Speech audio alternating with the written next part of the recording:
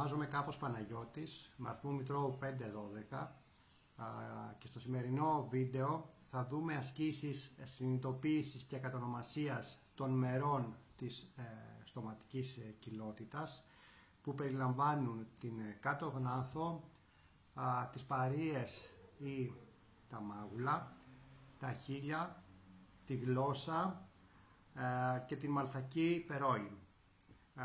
Οι ασκήσεις έχουν στόχο την ενδυνάμωση των μειών της στοματικής κοιλότητας, που αυτοί οι μυες βοηθούν για την παραγωγή του λόγου.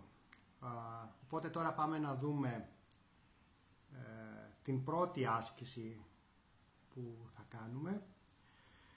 Η πρώτη άσκηση περιλαμβάνει τις παρείες, δηλαδή τα μάγουλα που είπαμε.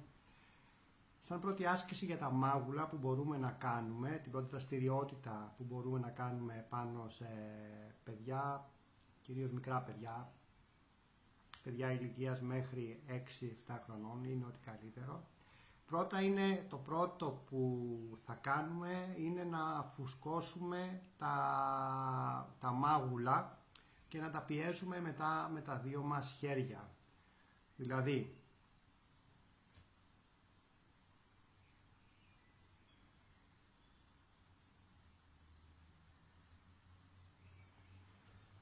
αυτή είναι μια άσκηση για τα μάγουλα. Άλλη μια άσκηση μπορεί να είναι επιμέρους στα μάγουλα, δηλαδή να βάλουμε το παιδάκι να φουσκώνει το μάγουλο, το ένα,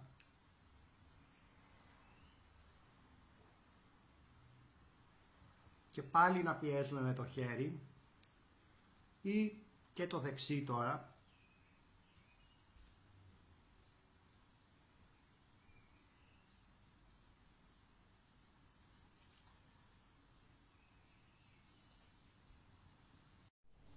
Συνεχίζουμε τώρα στη δεύτερη δραστηριότητα. Η δεύτερη δραστηριότητα περιλαμβάνει ένα καλαμάκι και ένα ποτήρι με νερό.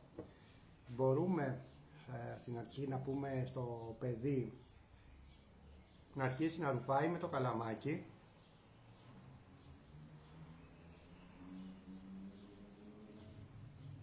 και μετά να φυσάει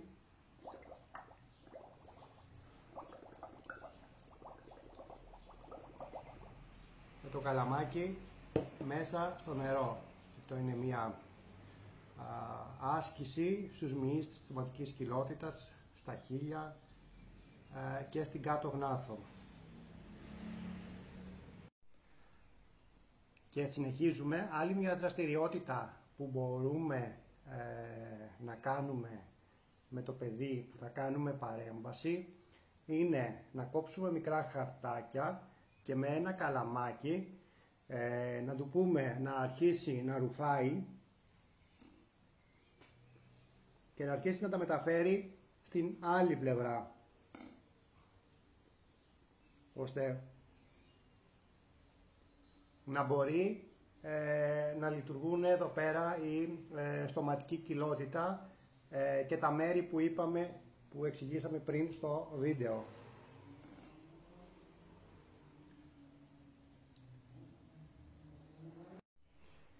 Πάμε τώρα να δούμε μία άλλη δραστηριότητα που μπορούμε να κάνουμε, στο παιδί που γίνεται η παρέμβαση, που έχει να κάνει με ένα χαρτάκι.